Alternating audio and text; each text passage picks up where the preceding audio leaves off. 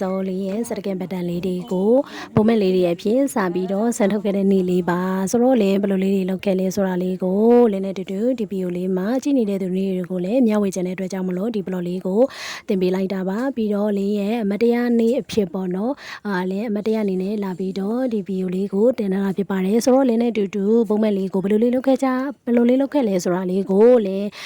မျှဝေပေးပါမယ်ဆိုတော့လင်းပထမဆုံးအနေနဲ့ကတော့ဂျမနိုင်ကိုသွားပြီးတော့ပုံမဲ့လေးထုတ်ချင်တယ်ဘယ်လိုလေးလုပ်လို့ရလဲဆိုတာလေးကိုလင်းမေးခဲ့တယ်ပေါ့နော်ဆိုတော့အကြံဉာဏ်လေးရခဲ့တယ်ဆိုတော့လင်းချက်ချင်းပဲဒီအကြံဉာဏ်လေးတွေကိုလက်တွေ့အကောင့်ထဲဖောင်းလိုက်တယ်ပေါ့နော်ဆိုတော့လင်းဆိုင်ကိုသွားလိုက်တယ်သွားပြီးတော့ဆိုင်ကတော့လင်းတို့မြို့မှာရှိတယ်ဟိုပါပေါ့နော်stationery ဆိုင်လေးပါဆိုင်နာမည်ကတော့မိဘရိပ်ပေါ့နော်ရုံးရပစ္စည်းလေးလည်းတော့ဝယ်ရင်းနဲ့ဒီအမတွေနဲ့လည်းခင်ခဲ့တယ်ပေါ့နော်ဆိုတော့လင်းသွားပြီးတော့ဒီအမနဲ့သွားပြီးတိုင်မင်းနဲ့ပေါ့နော်ဘယ်လိုလေးလုပ်လို့ရလဲဆိုတာလေးကိုပေါ့နော်ဆိုတော့ပထမဆုံးအနေနဲ့ကတော့လင်းတို့ပေပါရွေးတဲ့ချိန်ပေါ့နော်ပေပါရွေးတဲ့ချိန်မှာသူကတော့အမျိုးအစားတော့၄မျိုးရှိတယ်လို့ပြောတယ်ပေါ့နော်ပထမဆုံးအနေနဲ့ကတော့သူကအထူပါဖြစ်တဲ့ဒီပေပါ site ကတော့ပေပါအထူပါကတော့သူက120ရှိတယ်ပေါ့နော်120ကတော့လင်းကြည့်တဲ့အခါမှာအရင်ပါလုံးတဲ့အတွက်ကြောင့်မို့လို့အဆင်မပြေဘူးပေါ့နော်ဘာလို့လဲဆိုတော့ဘုံမက်ကလည်းနည်းနည်းလေးတနောင်လေးဖြစ်ချင်တဲ့အတွက်ကြောင့်မို့လို့120ကတော့အဆင်မပြေတော့လင်း120ကိုမရွေးဘူးနောက်တစ်ခုကတော့180ပေါ့နော်180ကကျတော့သူကထူလဲထူတယ်ပြီးတော့ဟိုပါပေါ့နော်ဒီအလင်းကလည်းပုံမှန်လေးပေါ့နော်တော်တော်လေးကောင်းတယ်မှာပါတယ်နောက်တစ်ခုကတော့ဟိုပါပေါ့နော်ကြောင်ချစ်သားလို့ခေါ်တယ်သူလည်းဖိုတိုပေးပါပဲပေါ့နော်ကြောင်ချစ်သားဒါပေမဲ့သူ့ပုံစံငါတိတ်ပြီးတော့လေးမကြိုက်ဘူးပေါ့နော်ဆိုတော့ဒါကိုမရွေးဘူးနောက်တော့ခုကတော့ဗာလဲဆိုလို့ရှိရင်သူကဖိုတိုပေပါကိုပဲသူကတော့120ပဲဒါပေမဲ့နောက်မှာကတော့ဒီမြင်ဘူးချလိုက်မယ်လို့ထင်တယ်ပေါ့နော်ဗာလဲဆိုတော့ဒီဖိုတိုပေပါတွေရဲ့နောက်မှာပါတယ်ဗာလဲဒီဖိုတိုဆိုတဲ့စာတန်းလေးတွေပေါ့နော်အဲ့ဒါလေးတွေပါနေတာလင်းကမကြိုက်ဘူးဆိုတော့လင်းဒါကိုမရွေးခဲ့ဘူးပေါ့နော်ဆိုတော့ဗာရွေးခဲ့လဲဆိုတော့လင်းဒီဟာလေးပေါ့နော်180ကိုပဲရွေးခဲ့တယ်ဘာလို့လဲဆိုတော့ရှေ့ရောနောက်ကိုသူကတော့အလင်းဖောက်တယ်ပေါ့နော်ဆိုတော့လင်း180ကိုပဲရွေးလိုက်တယ်ပေါ့နော်ဒါလေးကတော့သူတို့အပူခံပြားပေါ့နော်ဒီဟာလေးကတော့ဘာလို့လဲဆိုတော့လင်းရဲ့ပုံမဲ့ကလေးတွေကိုတတရက်ကလေးဖြစ်စေချင်တာရောပြီးရင်ဒီအဆိုတန်ခံနိုင်အောင်ရောပေါ့နော်လင်းကအပေါ်ကနေလူမနဲ့လေးကတ်ချင်တဲ့အတွက်ကြောင့်မို့လို့ဒါလေးကိုလင်းတို့စပြီးတော့လုပ်လိုက်တယ်ပေါ့နော်သူကတော့အရင်ဆုံးအပူစောင့်ရတယ်ပေါ့နော်ပူအောင်စောင့်ပြီးမှပဲဒါကိုထုတ်ရတယ်ဆိုတော့ဒါလေးပြီးသွားပြီပေါ့နော်ဆိုတော့ဒီပုံနေတဲ့ဟာလေးတွေကိုဖြတ်တယ်ပေါ့နော်နောက်တစ်ခုကတော့ဒါလေးပေါ့နော်လင်းတို့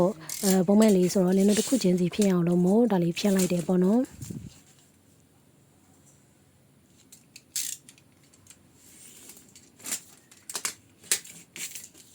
ဖြတ်လိုက်တော့မနော်ဒီတိုင်းဖြတ်မှာလားကိုယ်တော့ဖြတ်အပေါ်အမတို့ပဲဖြတ်ခိုင်းလိုက်မလားလို့လေဒီတော့ပဲမိနေရိုက်ထားတဲ့ထိုင်နေပေါ့ရက်ထားတော့ပါဒါလေးကတော့လင်းပြောတဲ့စကားကိုသဘောကျပြီးတော့ရည်နေကြရလေးပေါ့နော်။ဘာလဲဆိုတော့လင်းဒါလေးကိုဗီဒီယိုလေးကိုကင်မရာ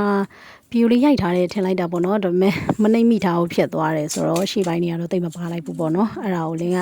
သွားပါပြီပေါ့မရိုက်မိထားလိုက်ဘူးဆိုပြီးတော့ပြောလိုက်တာကိုသဘောကျပြီးတော့ရည်နေကြရလေးပါ။အဆွေရရပေါ့။ဘေးဘက်နာလေးပဲ။ဒါလေးကတော့နောက်ဆုံးချိန်လေးကိုရောက်လာပါပြီ။ဟိုပါပေါ့နော်။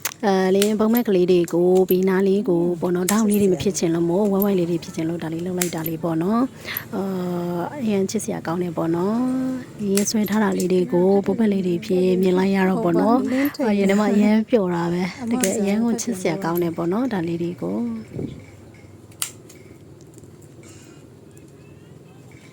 ဟာလိုက်တာ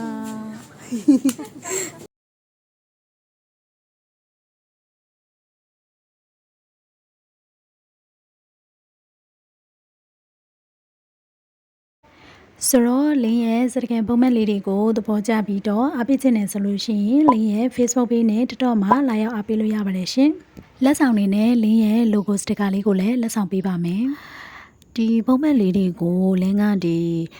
အပြင် background ကိုပေါ့နော်color လေးထည့်မယ်လို့စဉ်းစားလိုက်တယ်ပေါ့နော်ဒါပေမဲ့လင်း color ဆင်းတော့ဆင်းစားလိုက်တယ်ဒါပေမဲ့မလုပ်ဖြစ်လိုက်ဘူးပေါ့နော်ဘာလို့လဲဆိုတော့ဒီပုံမဲ့ကလေးတွေကို ဒီစရကန်ပီပီတတလေးပေါ့နော်ဟိုကလာတွေမပါဘဲနဲ့ယူရှင်းပြီးတော့လာမဲ့ဟာလေးကိုပဲလင်ကဒီအဖြူအောင်လေးကိုပဲယူထားလိုက်တယ်ပေါ့နော်ကလာတဲ့ကိုတော့စဉ်းစားလိုက်ပေမဲ့မလုံးလိုက်ဘူးပေါ့နော်ဒီအဖြူအောင်လေးတိုင်းပဲလာတယ်ဆိုပြီးတော့လင်ကဒီအဖြူတိုင်းပဲထုတ်ခဲ့လိုက်ပါတယ်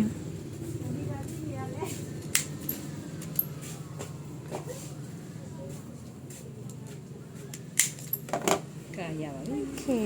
ရပါပြီဆက်ဆက်ရတယ်ရလာမလားအော်ဖြစ်ရ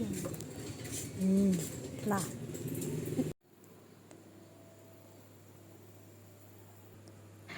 ဆိုတော့လင်းရုံပြန်ရောက်ပါပြီလင်းရဲ့ပုံမဲ့လေးတွေကိုကြီးမွားဖြစ်နေလို့ထပ်ပြီးတော့လေဗီဒီယိုလေးရိုက်လိုက်ပါတယ်ဆိုတော့လင်းရဲ့ဗီဒီယိုလေးကိုကြည့်ရှုပေးကြတဲ့အတွက်ရောက်တဲ့ကျေးဇူးများကြီးတင်ပါတယ်ဒီဗီဒီယိုလေးကနေ